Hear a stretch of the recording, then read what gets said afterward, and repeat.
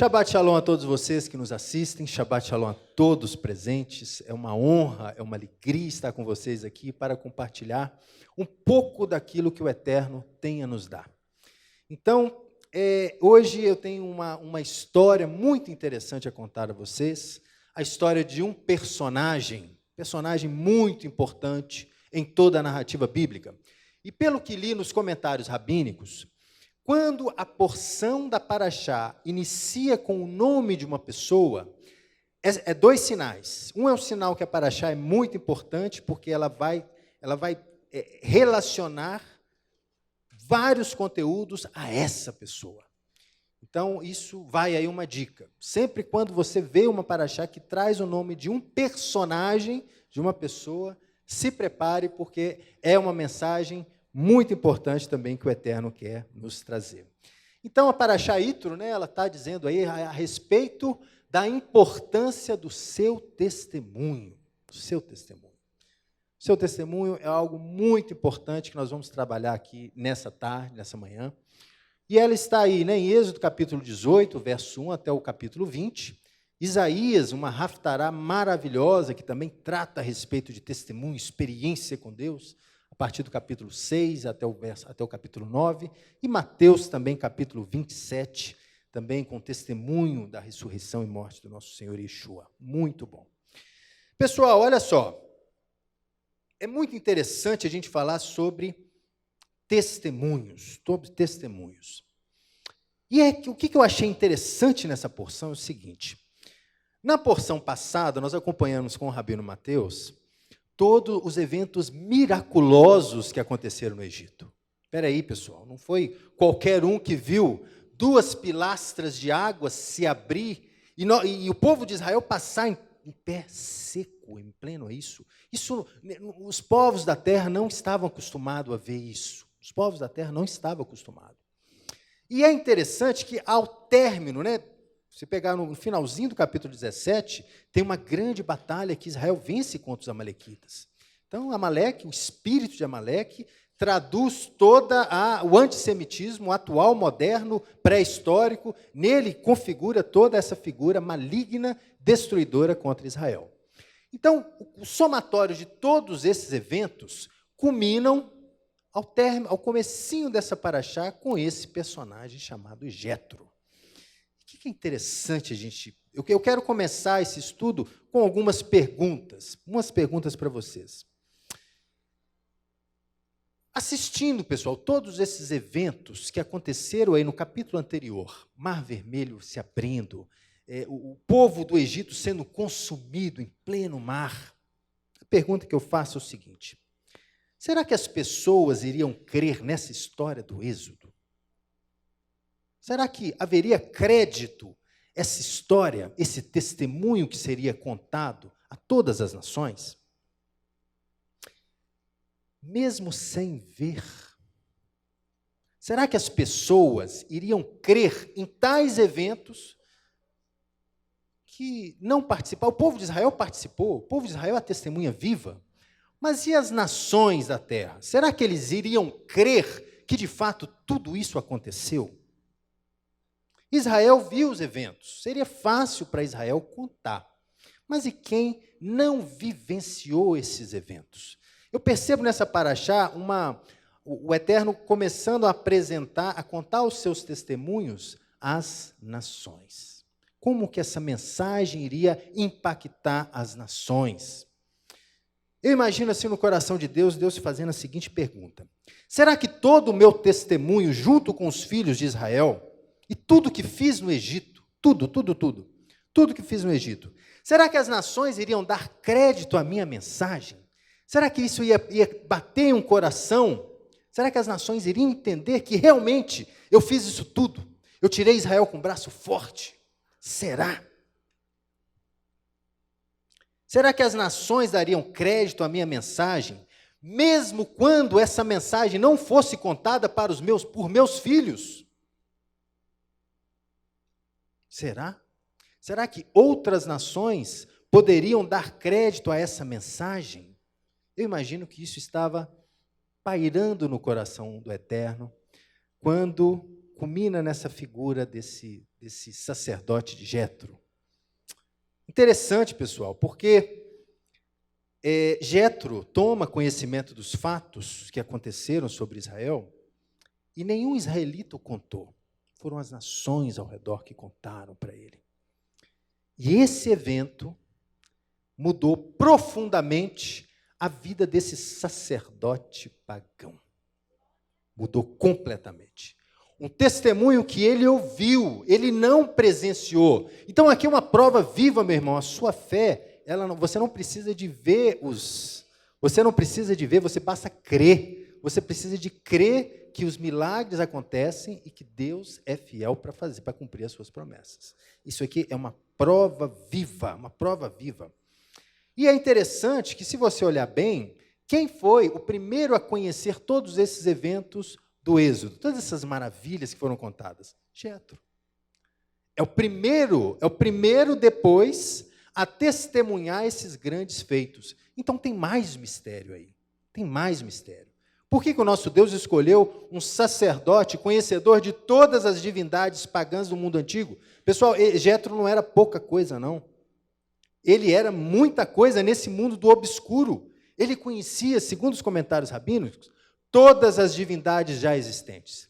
E os rabinos até comentam, né, que, por conhecer todos, ficou muito mais fácil para ele saber que o eterno é único, é o verdadeiro, porque ele conheceu todos os mentirosos, não havia dúvida nenhuma, não se parava dúvida na cabeça dele a respeito disso. Então, isso é um ponto muito interessante, que ele começa, sim, a fazer o testemunho. É isso que eu queria trazer, o assunto dessa manhã. O assunto dessa manhã é o seguinte: como que o seu testemunho ele tem poder para transformar vidas.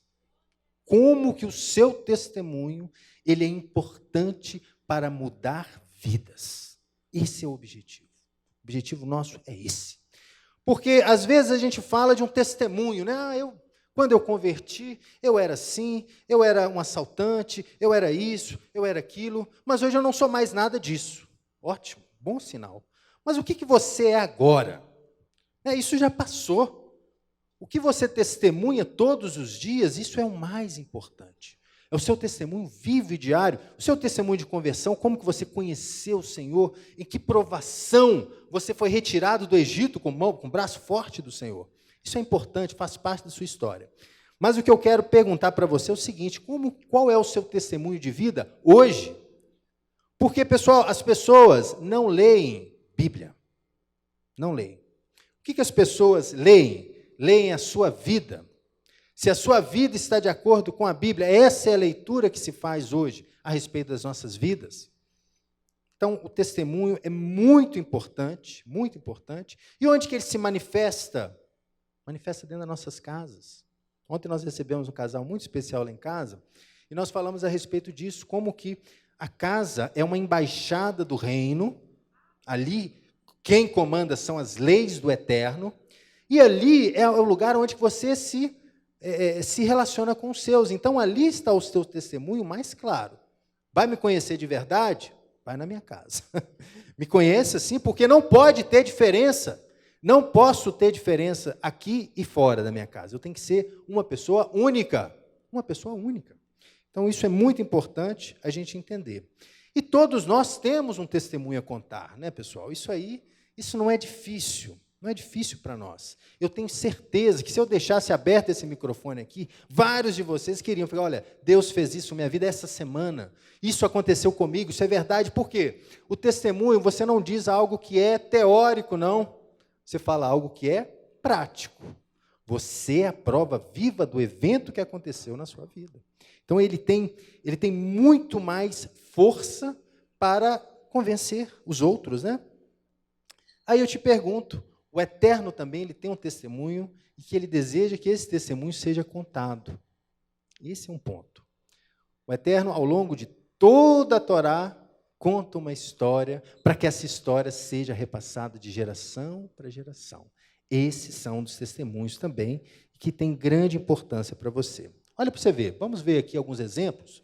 O testemunho, pessoal, é um dos instrumentos pedagógicos que o nosso Deus utiliza para nos ensinar e também para que venhamos a ensinar os outros. O testemunho é justamente esse ponto de contato. Fala, olha, realmente isso aconteceu comigo, eu sei que você está passando, eu sei das suas dores. É muito importante. E não para não ser diferente dessa importância, o testemunho também, ele tinha como linha de frente a arca do Senhor. Os testemunhos do Senhor estavam à frente do tabernáculo. O testemunho do Senhor estava à frente. Eu projetei uma foto aqui do tabernáculo para vocês verem. Está adiante, sim, os testemunhos. A arca do Senhor está adiante. De modo que o testemunho de Deus significa a Torá. Entenda isso. Entenda. Esses são os testemunhos que estão gravados em pedras e talhadas no teu coração.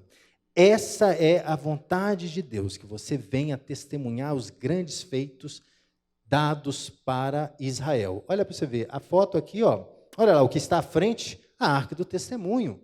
E à frente, é como se fosse... Pessoal, o seu testemunho, ele fala tão alto, imagina um carro abre alas.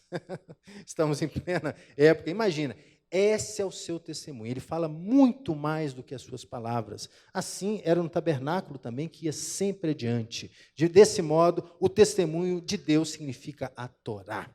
De modo, pessoal, que o seu testemunho é o primeiro plano a ser resgatado daquela cisterna. Lembra a palavra que o rabino Mateus deu semana passada?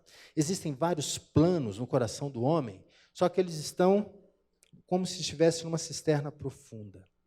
Então, o primeiro propósito que eu quero levantar dessa cisterna para que venha trazer à tona na sua vida é o seu testemunho. Sim, testemunhe a obra de Deus. Seja uma testemunha viva. Uma das coisas que nos aprendem muito no judaísmo, messiânico também, é que não existem diferenças entre a vida secular e a vida religiosa. Isso é muito importante. Né? Quando eu estou trabalhando no meu emprego, eu não sou diferente do que estou aqui. Não pode ser. De modo que o meu testemunho é vivo onde trabalho, é vivo onde prego, é vivo onde vivo. O testemunho tem que ser único. Então, esse é um plano de Deus que eu quero, sim, suscitar dessa cisterna. Sim, traga à tona o seu testemunho. Exercite o seu testemunho dia a dia. Porque, novamente, as pessoas leem em as vidas. É o nosso testemunho diário que damos aqui em vida. E aqui na restauração a gente tem muito a falar, não é não, pessoal? Lembra, vocês estão aqui é por algum motivo. Não tenho dúvida disso, que é um motivo, um propósito muito claro. Então, você tem um testemunho antes da restauração e um testemunho depois da restauração. Isso sem dúvida. E agora eu queria fazer um quiz aqui com vocês.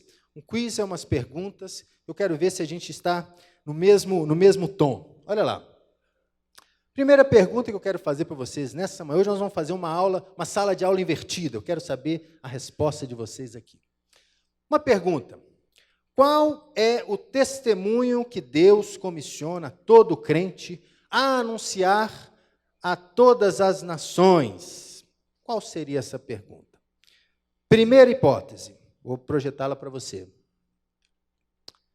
Vamos lá. Vou dizer aqui a proposta para vocês. Opção letra A. Que Deus ama você e tem um plano maravilhoso para a sua vida. Está escrito. Porque Deus amou o mundo de tal maneira que deu seu Filho unigênito para que todo que nele crê não pereça, mas tenha vida eterna. Essa é a opção da letra A. Letra B. Todo homem é pecador, pois todos pecaram, estão destituídos da glória de Deus. Opção letra B. Opção letra C. Jesus morreu em meu lugar e Deus, demonstrando o seu amor por nós, ainda quando éramos pecadores. Opção letra C. E a letra D, a opção letra D. Eu sou o eterno teu Deus que te tirei na terra do Egito, da casa dos escravos. Êxodo 20. Por favor, quem marca a letra A, levante a mão. Por favor, quem marca a letra B, levante a mão. Por favor, quem marca a letra C, levante a mão. E por favor, quem marca a letra D, levante a mão. Olha. Pessoal, vou falar a pegadinha. Qual que é a pegadinha dessas questões? Todo professor, quando faz uma questão, ele coloca distratores. Distratores. Então, existem verdades, todas estão verdadeiras, todas as hipóteses estão verdadeiras. Mas existem apenas uma opção de todas essas, que é a verdade 100% absoluta à pergunta solicitada. Que eu sou eterno, teu Deus, que te tirei da terra do Egito, da casa dos escravos. Esse é o testemunho. Esse é o testemunho que Deus nos comissiona. Sobre essa verdade está toda a verdade bíblica. Pessoal, com base a esse versículo, se podemos dizer assim, se resume todo um testemunho bíblico dado por Deus. O testemunho do Êxodo é o maior de todos da Bíblia, de todos. Isso marcou a história completa de um povo e de povos na antiguidade. Marcou completamente. Testemunhar as maravilhas de Deus é um mandamento, é uma obrigação nossa. Não há nenhum outro testemunho maior do que esse em toda a Torá, em toda a Bíblia. Não existe. Então vocês estão bem, acertaram, está vendo? Acertaram a questão. Pessoal, esses são os testemunhos. Nós precisamos testemunhar. Porque existem verdades nesse testemunho que são, como se diz, inconvenientes nos dias de hoje. São verdades que estão tentando omiti-la, falando, não, você não pode dizer isso. Mas sim, isso faz parte do testemunho. Olha essa parte do texto, que diz aí, Êxodo, capítulo 11, a partir do verso 4.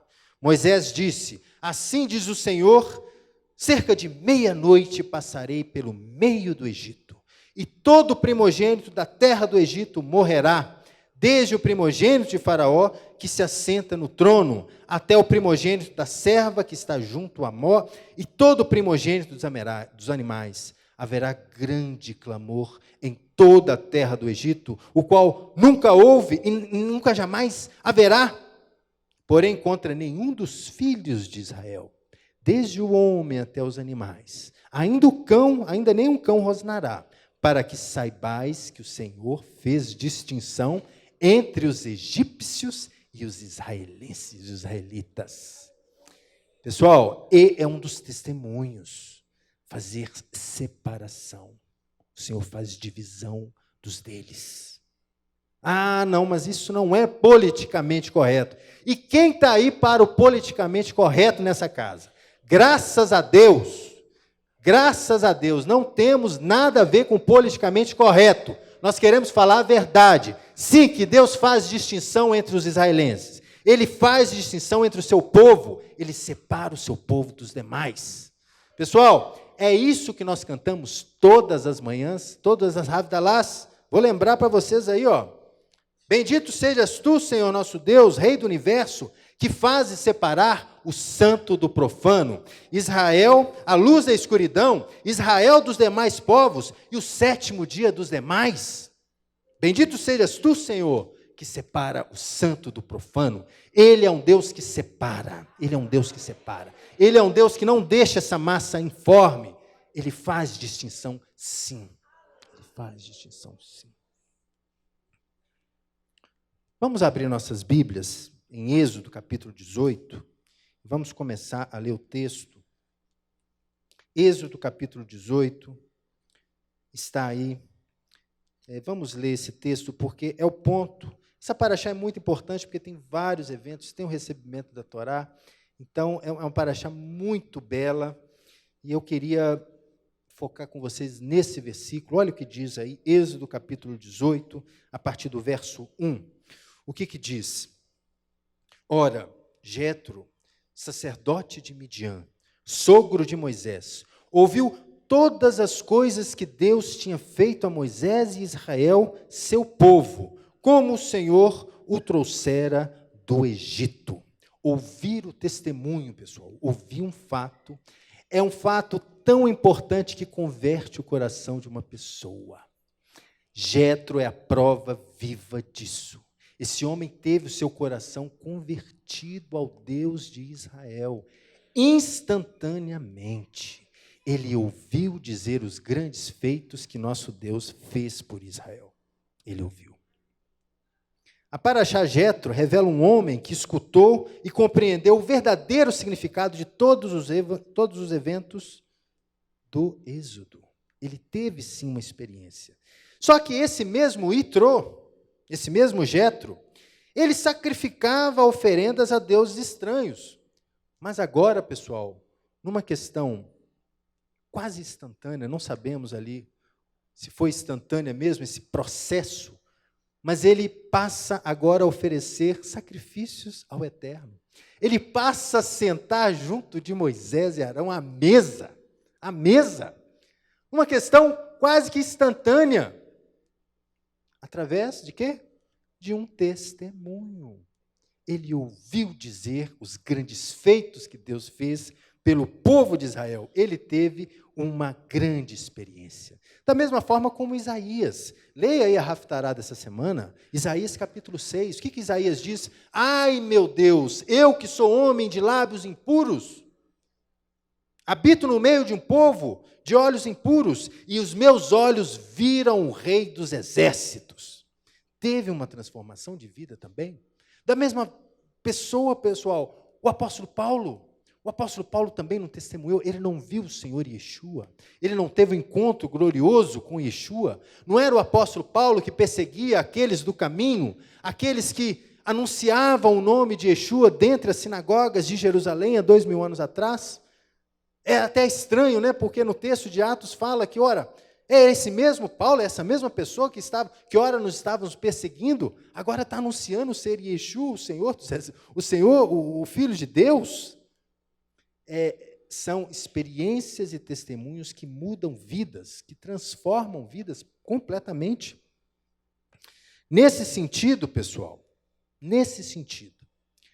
podem existir bons testemunhos e podem existir maus, péssimos testemunhos. E, infelizmente, o Rabino Mateus atesta isso, o Rabino Marcelo. O movimento judaico-messiânico, que deveria trazer ótimos testemunhos, está trazendo péssimos testemunhos, péssimos. E isso traz uma responsabilidade enorme sobre essa casa, sobre nós, sobre vocês, porque vocês são a extensão dessa casa.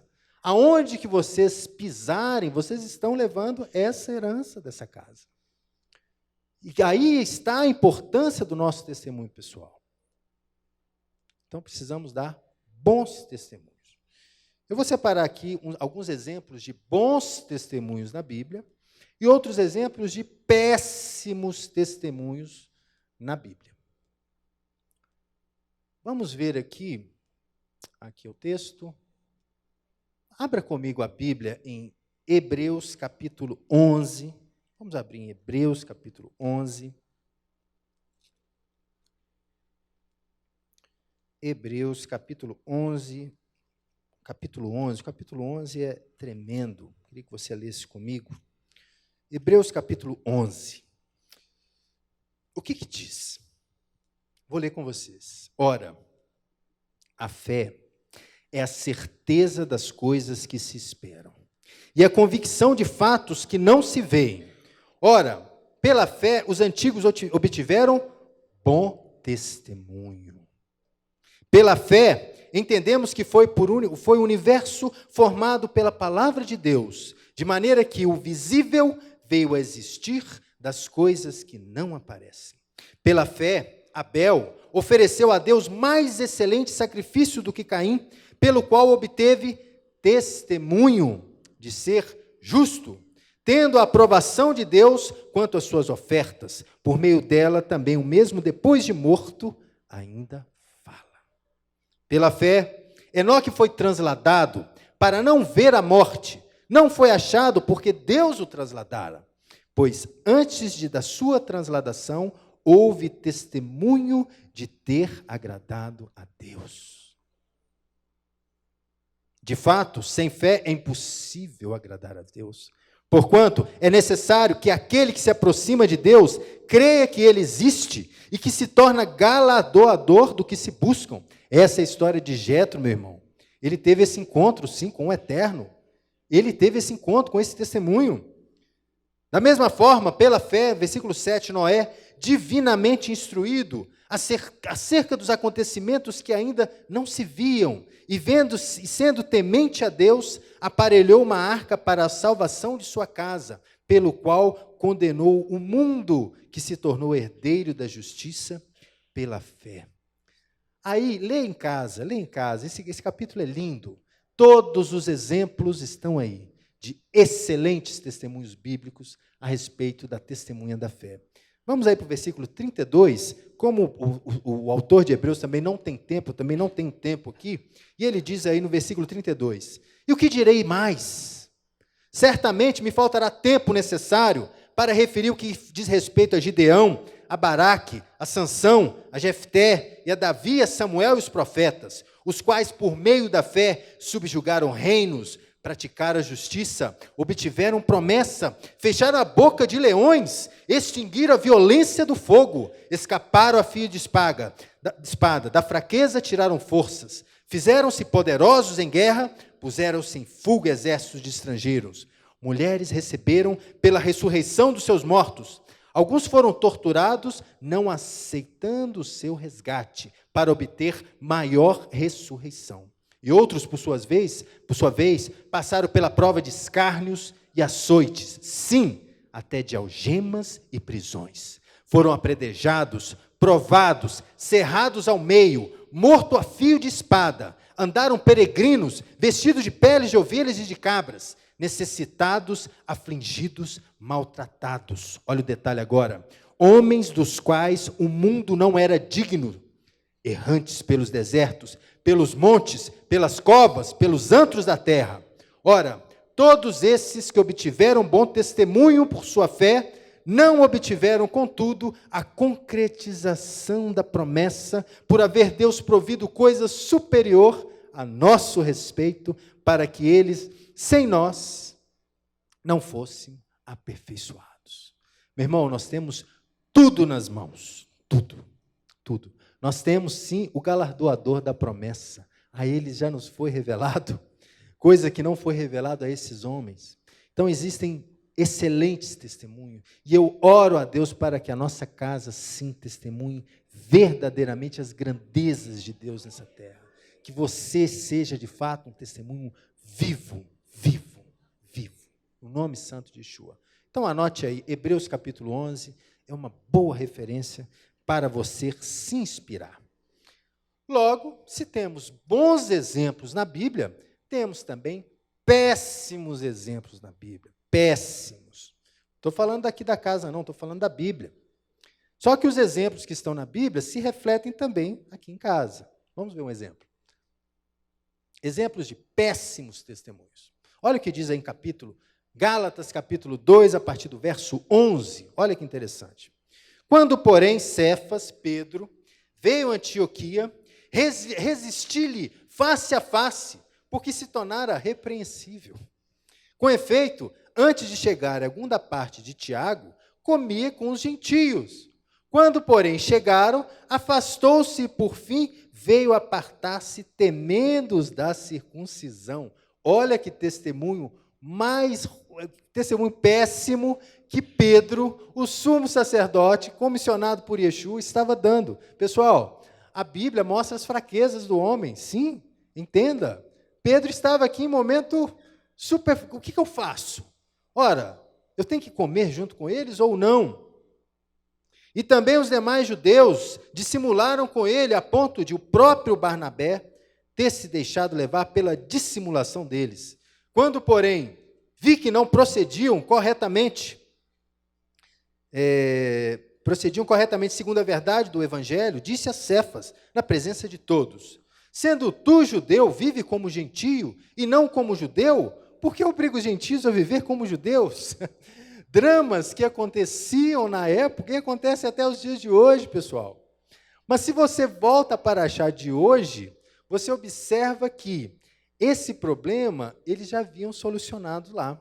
Veja bem, Jetro, um sacerdote pagão, pronto a estar com todas as divindades dessa terra, se assenta com Moisés e com Arão e ceia com o Senhor.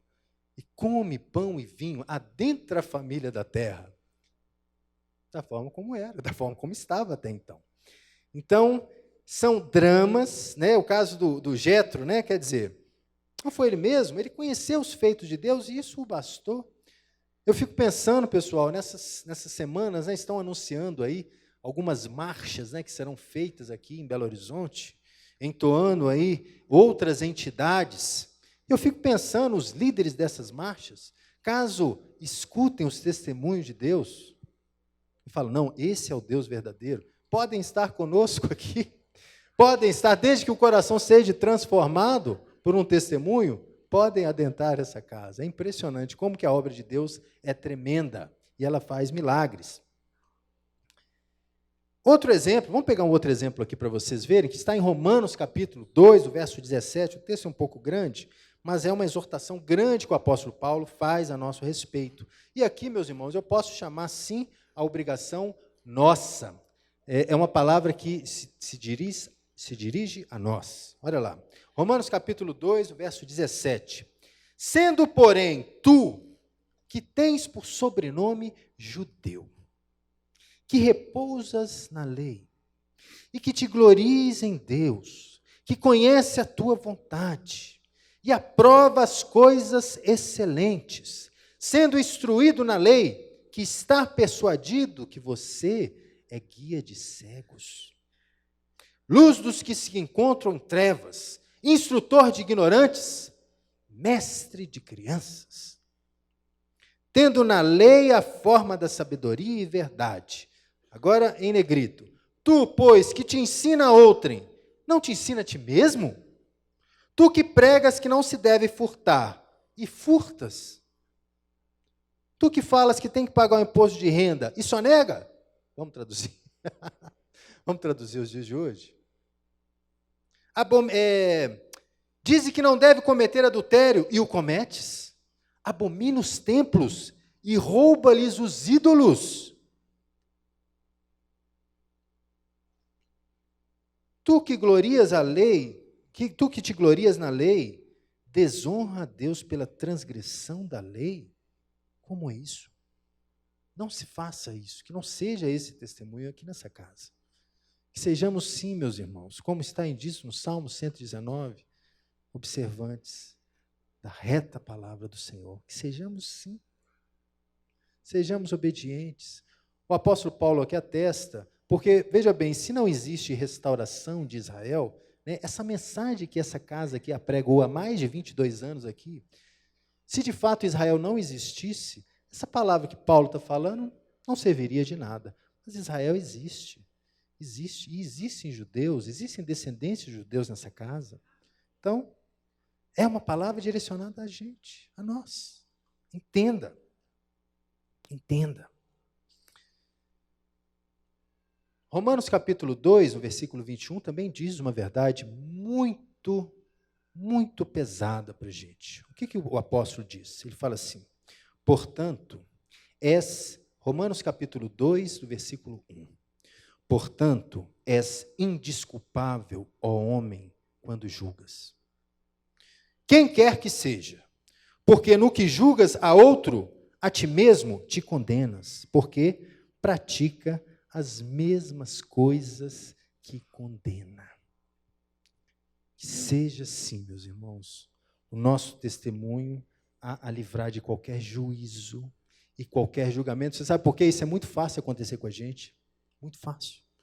Porque nós conhecemos a vontade de Deus. A vontade de Deus está talhado, está escrito ali nos 5 primeiros livros. Toda a vontade de Deus está escrita. E nós temos conhecimento dessa vontade de Deus. Nós temos o conhecimento. Vamos ler aqui, abra comigo sua Bíblia também, em João capítulo 8. Vamos ler o que diz essa passagem que eu quero estudar com vocês. O que diz João capítulo 8, a partir do verso 1. É uma história muito conhecida.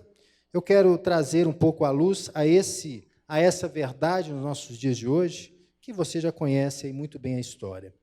Olha lá, João capítulo 8, a partir do verso 1 diz: Jesus, entretanto, foi para o Monte das Oliveiras, e de madrugada voltou novamente para o templo, e todo o povo ia ter com ele, assentado. Yeshua ensinava no templo. Os escribas e os fariseus trouxeram à sua presença, uma mulher surpreendida em adultério, fazendo-a ficar em pé no meio de todos eles. Flagrante adultério. Disseram a Yeshua, mestre, esta mulher foi apanhada em flagrante adultério. E na lei nos mandou Moisés que tais mulheres sejam apedrejadas. Tu, pois, o que dizes? Isto diziam eles, tentando para ter com o que acusar. Mas Yeshua, inclinando-se, escrevia em terra com o dedo. Como insistiram na pergunta, Jesus se levantou e respondeu: aquele que dentre vós estiver sem pecado, seja o primeiro que lhe atire a pedra. Meus irmãos, essa história, por mais distante que esteja, é uma história que circunda a nossa vida. Vocês podem ter certeza. Você sabe por quê? Um pecado de adultério, ele é cometido fora do corpo, como se diz. Ele tem a materialização do pecado. Existe a consumação do ato. Existe a consumação do ato. Por isso, ele é fácil de ser identificado. Se ele é fácil de ser identificado, ele é fácil de ser julgado e condenado. Agora eu te pergunto, e os pecados que são cometidos no interior do seu coração que eu não sei? Se eu não conheço o que se passa no seu coração, eu não tenho como te apedrejar. Eu não tenho como te condenar, porque ele está em secreto. Yeshua disse isso. É por isso que o nosso juízo, ele não pode exceder. Nós não podemos ser como esses fariseus. Nós não podemos. Porque o pecado que se manifesta externamente, ele é fácil. Não é fácil você julgar uma pessoa que come carne de porco? Não é? É muito fácil. Está lá a prova lá, está a prova lá no prato do cidadão. Ah, fulano está fazendo. Pô, mas e os pecados, meus irmãos, que você comete contra Deus que eu não sei, que eu não consigo te apontar o dedo? Não é a mesma questão dos homossexuais? É fácil. É fácil da nossa parte apontar. Mas é aquilo que acontece no seu interior. Eu não tenho como apontar. Eu não tenho como apontar. É impossível que eu possa julgar. É por isso que Yeshua diz aqui, ó: ai de vós, escribas e fariseus, hipócritas, porque limpais o exterior do copo e do prato, mas estes por dentro estão cheios de rapina e intemperança. Fariseu cego, limpa primeiro o interior do copo, para que também o seu exterior fique limpo. Ai de vós, escribas e fariseus hipócritas, porque sois semelhantes a sepulcro caiados, que por fora se mostram belos, mas interiormente estão cheios de ossos mortos e de toda imundícia. Amém? Amém, pessoal. De que adianta? De que adianta sermos um edifício belo por fora e podre por dentro? Podre. De nada adianta. E esse, pode ter certeza, o que está de dentro do coração sai para fora. E aí manifesta no seu testemunho. Não adianta ser uma roupagem que você venha vestir. Não adianta você ser uma coisa por fora e uma outra coisa por dentro. Não adianta. Temos que ser íntegros em todo o tempo. Você, meu irmão, foi liberto pelo Senhor para dar boas obras, para dar bons testemunhos. Você foi liberto para isso. Esse é o testemunho do Êxodo. Esse é o testemunho da liberdade. Você foi liberto para dar bons testemunhos, para falar boas novas, para anunciar o evangelho a toda criatura. Você foi feito para isso. Esse é o princípio da liberdade, que rege todo o princípio da restauração, meus irmãos. Da restauração, ao conhecer a Torá, ao conhecer os segredos insondáveis do Eterno, que está escondido aqui na Torá, você passa a ampliar os seus limites. Você conhece, espera aí, a cerca está ali. mas você conhece como chegar até o limite da cerca, você sabe, você conhece, essa casa não te omite absolutamente nada a respeito das coisas de Deus, nada, nada, nada, está tudo claro.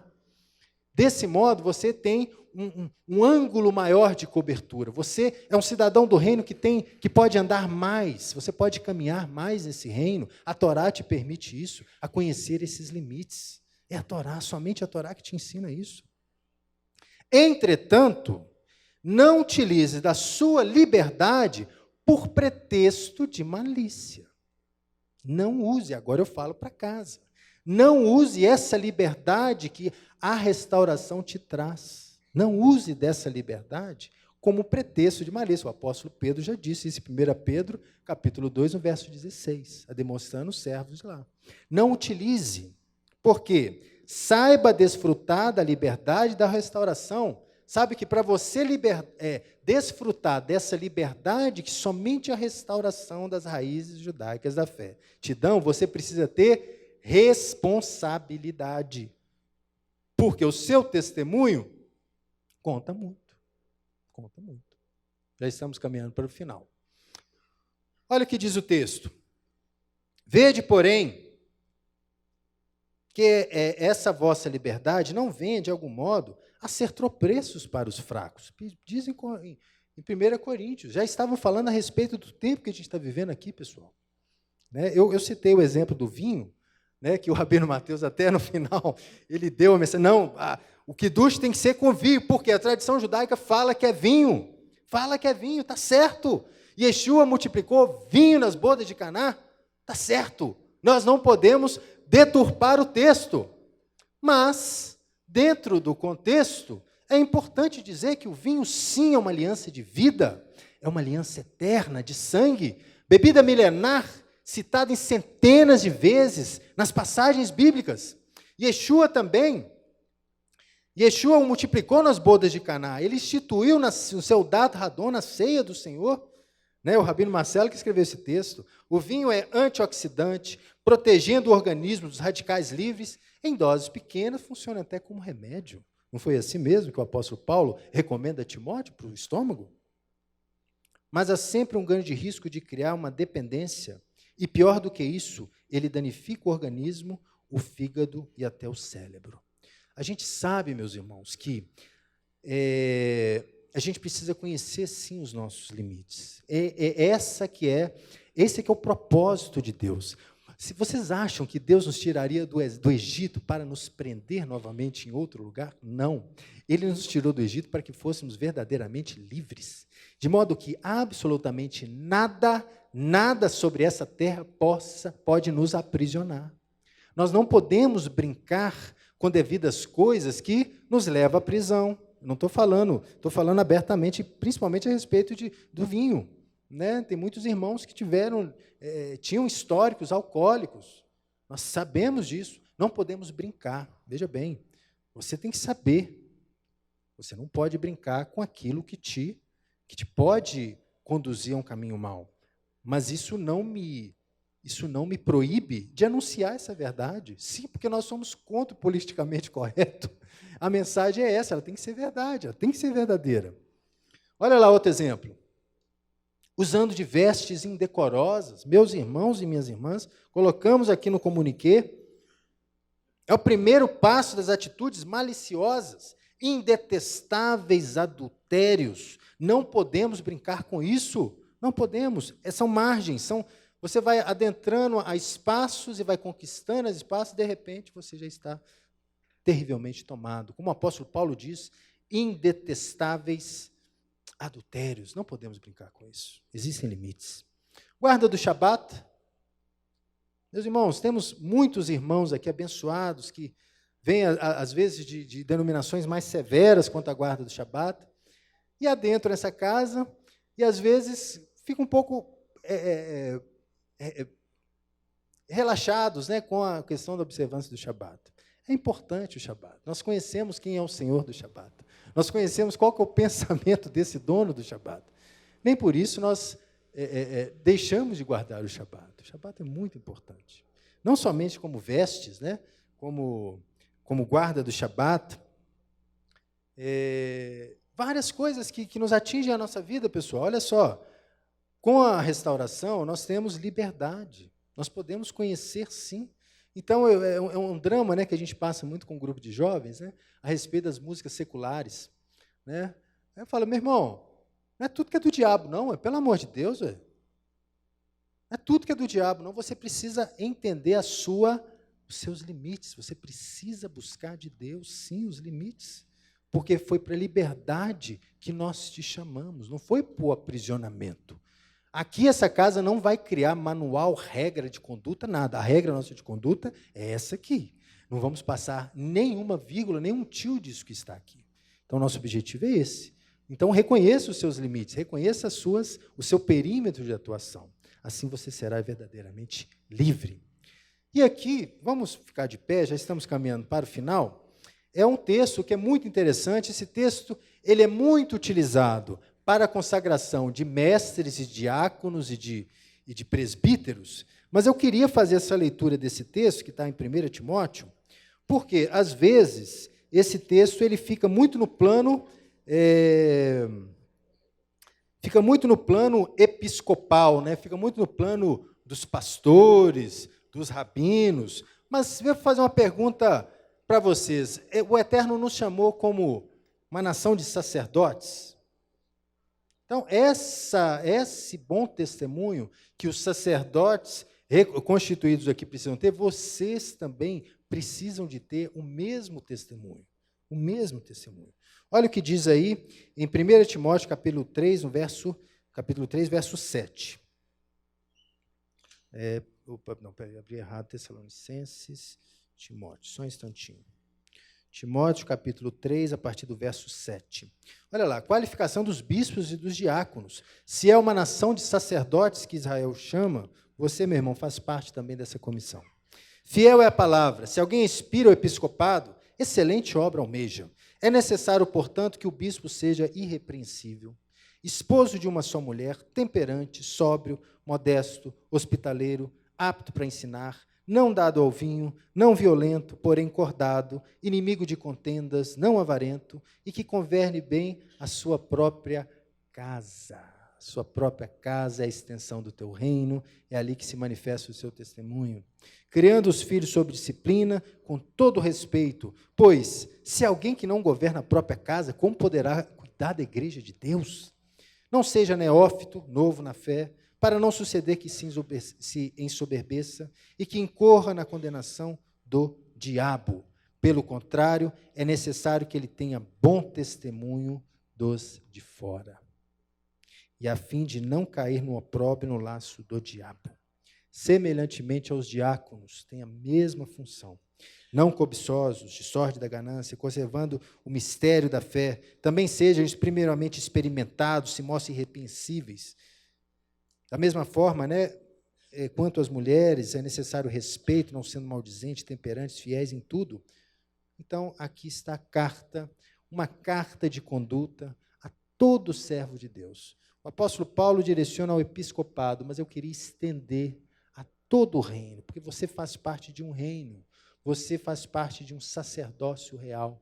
Então, a sua vida precisa expressar as suas ações. Principalmente no mundo judaico, não existe diferença entre vida secular e vida episcopal. Não existe. É um, somos um como um todo. Então, que seja a sua vida esse testemunho vivo. Aonde quer que você vá, meu irmão, seja esse testemunho, liderança justamente para dar exemplo. Que seja a sua vida um testemunho vivo, uma carta viva sobre a face dessa terra. Por isso nós dizemos restauração já. Importante, mais que necessária, para os dias de hoje e para todos sempre. Tá bom? Em nome de Santo Yeshua. Se você gostou e foi abençoado com esse estudo, inscreva-se em nosso canal do YouTube. Considere também ser um mantenedor do trabalho do Ensinando de Sião no Brasil, Israel e no mundo. Doações e contribuições podem ser feitas através do link na descrição desse vídeo. Um grande abraço e shalom, shalom.